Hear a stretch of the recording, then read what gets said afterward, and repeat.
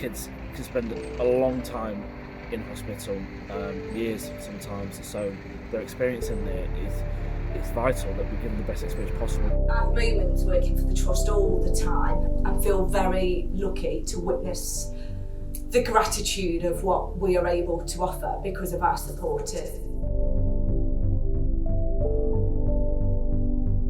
This charity is important because it provides acknowledgement to the families and the children. We're trying to understand what they're going through and let them know that we're there for them wherever we possibly can, and that we want to make their lives as comfortable as possible. It's also important for the hospital and the staff there, because they work so hard to do their jobs. There are some parts of the support and care that the family that they can't fill, and we try and come in and do that for them and help give them the tools and the resources and sometimes even training, so that they can do their jobs and they can provide the best care possible.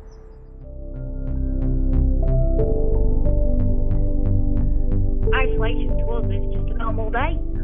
Because of Callum, we try and keep him as far away from everybody as we can do, really, so we don't get poorly.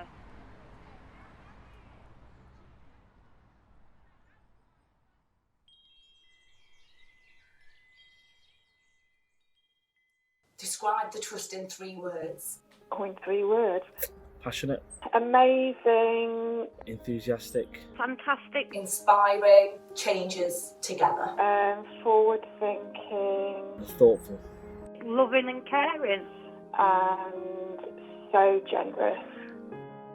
Hi, my name's Jenny and I am the General Manager for the Harley Jae Trust. My name's Tor Seaton and I work as a sister on children's critical care here at Queen's Medical Centre in Nottingham. Hi, my name is Joe Rafter. I'm from Nottingham. I am the chairman of the Harley Jae Trust Children's Charity. Outside of the charity work, I also work in children's social care. I'm the managing director of a company called Footsteps Futures Limited, and we provide residential social care for children and young people. I'm Carol Taylor. I'm a hospital play specialist, and my particular role, I spend a lot of time working with the long-term ventilated children, doing predominantly developmental play. I'm Leanne Smith and I'm the mum to Callum Mann. As far as identifying a need is concerned, personally I identified that need as a parent with Harley very, very early on. It became very evident that there was a gap in support for families with children with life-limiting conditions. And that gap was basically created by the fact that the NHS lacked funding and they had to spend their money on things that are critical to saving the lives of the children. But there are other support needs that the families need, that the kids need, that the funding's just not there for, particularly equipment and mobile equipment especially, and things to improve their experiences rather than hospitals.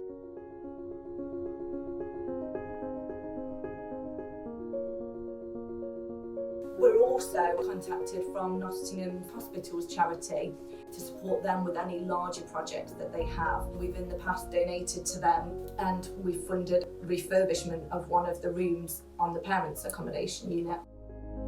I'm very passionate about everything that is expected from my role. I work with and support our trustee board to ensure that everything the Harley Jae Trust does is as successful as possible.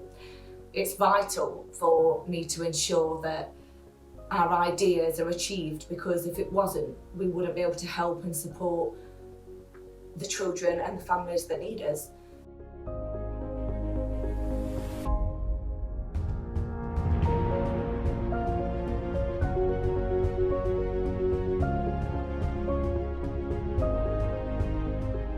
It's vital that we keep the morale of the parents as high as we possibly can, which is extremely difficult, but what we do is just we make very small differences, but sometimes those differences matter.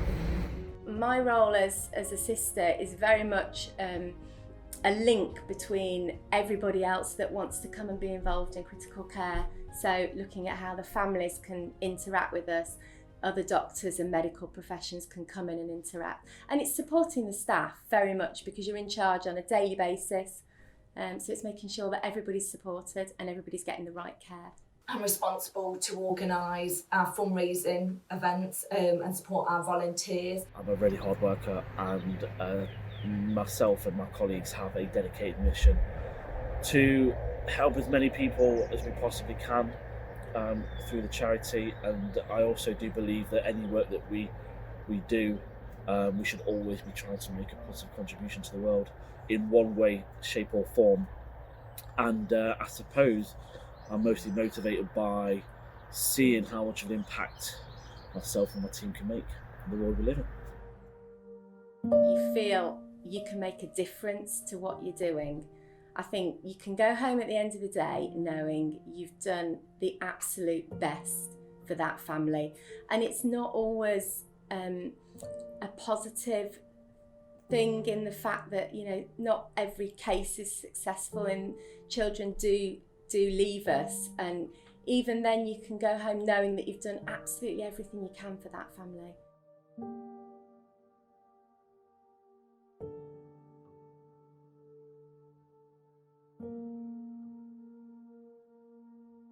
But one special moment I will always remember was Christmas 2019. We went to the critical care ward with Santa, who was unbelievable.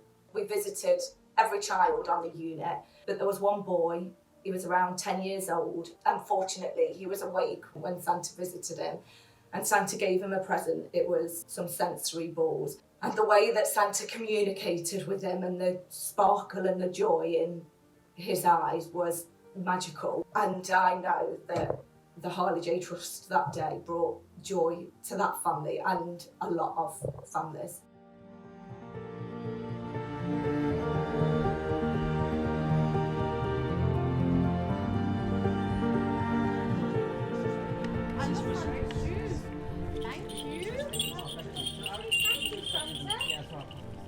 Thank you, guys. Lovely. Thank you. What do you say? He's a man of few words, this one. Few words more actually. Thank you very much. That's lovely. Thank you. Thank you very much. Now, have you sent me your Christmas list yet? You have? Sent it Oh, last good. week. Oh, did? Yes. Oh, well, the post is terrible at the North Pole. Yes. Might take a while. It will, but don't worry, you know, because did you put a second class stamp on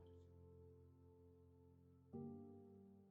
So Harley Jae are great at communication. So they're always emailing and phoning and liaising with the play specialists and various people to see how they can help.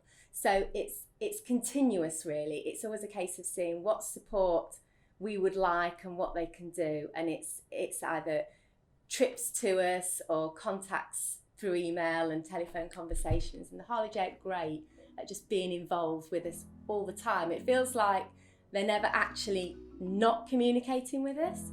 That's great. Harley Jae have been absolutely amazing and have really given us opportunities to provide activities and toys for the children. When we was in there for a long period of time, we found a way of building a den for Callum, which was fantastic. And she's always thinking of new things and different things to do with the kids, whether it be making and doing activities. She's just brilliant.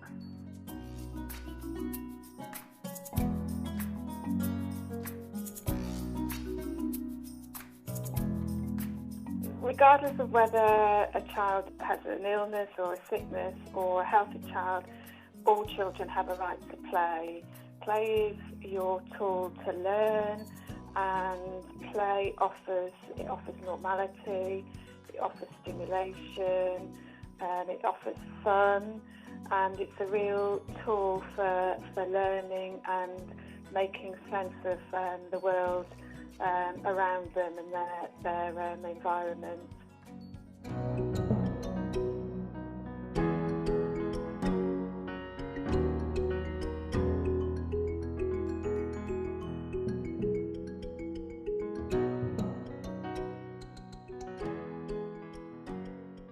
Starting the charity wasn't really a a conscious decision to begin with. It actually evolved, and the trust was actually started by Harley's grandmother, Teresa. And when Harley was young, he needed a lot of equipment and support, and it was very expensive. And we were young kids ourselves as parents, and we couldn't afford it. So Nan made a trust fund for him and did a fundraising event, and it almost spiraled out, not out of control, but it just grew, got bigger and bigger, and it got to the point where Harley had everything that he needed. He was so lucky and fortunate, and we started to have to give the money away to other families and people that needed it.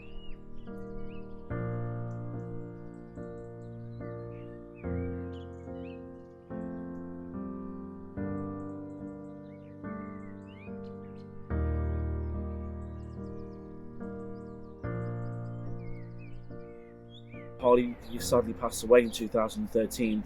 The trust was there, and I decided to take it and turn it into a registered charity. And I got a group of friends together. I asked them if they wanted to be involved. They did. We got the charity officially registered in 2015, and since then it's just been onwards and upwards, really.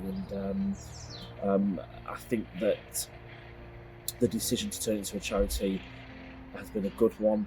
I think we didn't perceive the work and the challenges that would come our way, but we're a really enthusiastic bunch of guys, and we'll keep going.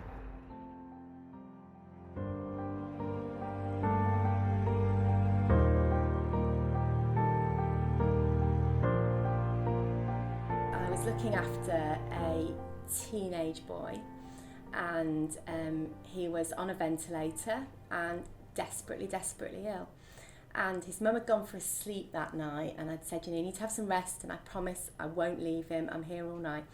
So I held his hand and was chatting to him about lots and lots of random things, and never thought any more about it. And then he recovered really well and came back to visit us a few months later, and he recognised my voice and could actually remember me telling him the story. And I just thought, gosh, actually the impact that we have on families is it's really great, and it just makes a real difference.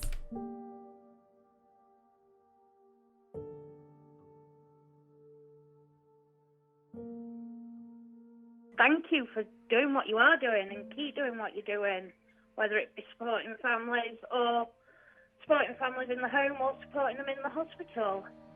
I mean, touch wood, we haven't been in for a few years, but when we was last in, they came round and made sure we was all right, and just keep doing what you're doing. You're doing a fantastic job.